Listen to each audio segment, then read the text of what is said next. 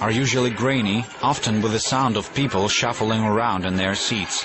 Despite that, it's thought that 9 out of 10 pirate DVDs being sold on the street are filmed with camcorders pointing at a screen, meaning that many of the cameramen do walk free. If you have something illegal which is becoming available at the same time as the film is coming up on cinema, of course it has an effect. Jonas Danlof is the president of the largest provider of video-on-demand service in Scandinavia. It was launched in 2002 and deals with several distributors, such as Warner Brothers, 20th Century Fox and many other media giants. Danlof says the outcome of the Pirate Bay trial was a big win for the industry. I would not say that in the long run, if you take a kind of a macro perspective on this, that the illegal players have a positive effect on the industry. What they do is that they are making sure that tax is not paid, and those who are creating films and making this a viable industry are not getting paid, and I don't think it's really fair, actually. The human adventure begins now. A legendary starship captain. This is not a legendary Star Trek movie, but can you tell the difference if you're not a fan? This film is called Star Wreck, and it's the first ever Finnish science fiction parody. Millions of viewers around the world enjoyed the flick, but it was shot for nearly no money at all. The €15,000 budget came from the director's personal savings, his student allowance, unemployment benefits, and fans' donations. It was also a huge community-based online project. The plot ideas, suggestions, and bits of advice all came from volunteers who were observing the production process on the internet. First, we sold the film on DVD only, the first couple of months before the internet release. And it sold like 2,000 copies or something like that. But then we put it for free on internet, and then the word started to spread. And our sales, of course, we got more and more sales because people wanted to have the film on DVD and wanted to support us, and so basically we gave the movie for free, and it was our advertisement. It was just a big advertisement. Torsonen and his crew are now working on a bigger project called Iron Sky. They still accept ideas from internet enthusiasts. But because they now have a serious investor, it may affect their new film's distribution, and the free download may not be an option for the fans this time. Despite that, Torsonen remains a loyal user of the Pirate Bay website and thinks the trial has attracted attention to the file-sharing issue. Now, the film industry is, I think, slowly learning that you cannot fight against the piracy. It's a lost war. You have to get the money from somewhere else than just selling copies. This is dead format. I haven't bought a single DVD for 2 years now because I don't want to waste my space for a piece of plastic. There is no doubt that the digital media's next battlefield lies in the internet. But can the media companies change how we behave on the web? What will we have to sacrifice to go 100% legitimate? And does file sharing as we know it have a future?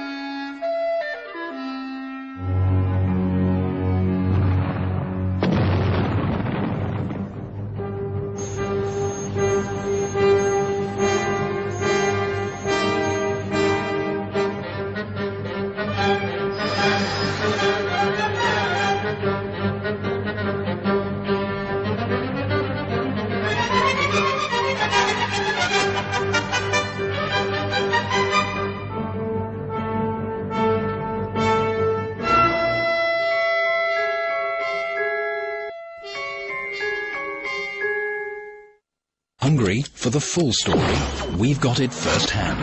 The biggest issues get a human voice, face to face with the newsmakers on RT. Most of us listen to music and watch videos downloaded from the internet, but not all of us realize that by doing so, we may as well be violating copyright law. What if one day someone knocks on your door to hand you a court summons?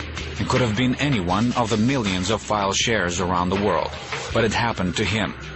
His name is Joel Tannenbaum. He's a Boston University graduate who is being sued by major U.S. record companies for $4.5 million.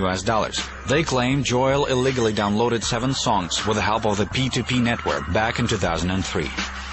My life is derailed because of this. I should be working, I should be doing my research, as opposed to fighting the 4 biggest record companies in the country for money that we really don't think that I owe them.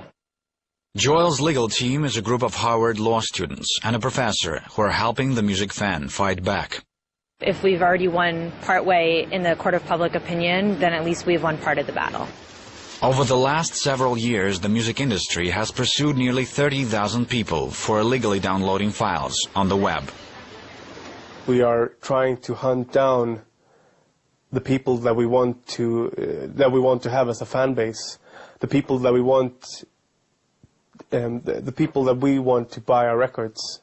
We're basically calling them criminals for using modern technology. David, also known as Montmarty, is a popular Swedish singer and songwriter. His latest piece has been inspired by the trial of the world's biggest BitTorrent tracker, the Pirate Bay. He's concerned by the verdict sentencing the 4 founders to a year in prison and demanding they pay a huge fine to the media industry. Still, he thinks there should be a better way of consuming music via the internet. Like every musician, my dream is to solely work on my music and make a lot of money. And of course, it would be great if people were still buying records. I do believe that we can work something out where people eventually start paying for using the internet to consume music. You will never activate you. If it's so, you will never activate you. Sing along. We're all the Pirate Bay. We're all the Pirate Bay. We're all the Pirate Bay. Per Strombeck from the Swedish Anti-Piracy Bureau says that after the European property rights law was introduced and the Pirate Bay case was won, there's been a tremendous drop in illegal file sharing. It was down nearly 80%, and the media industry in Sweden saw an increase in traffic for legal online services. Of course, in the 90s there was anarchy online. There were no rules. Everything was allowed. And today the internet is part of our society. We have banks on the internet. We talk about voting on the internet. I think the pirate movement tends to use the integrity card. They play the integrity card a lot, but they play it unfairly because there's no real integrity issue when it comes to protecting the rights holders online. Rick Falkvinge says his party's membership tripled after the verdict in the Pirate Bay trial was announced. They went from 14,000 to 40,000 members in 1 week.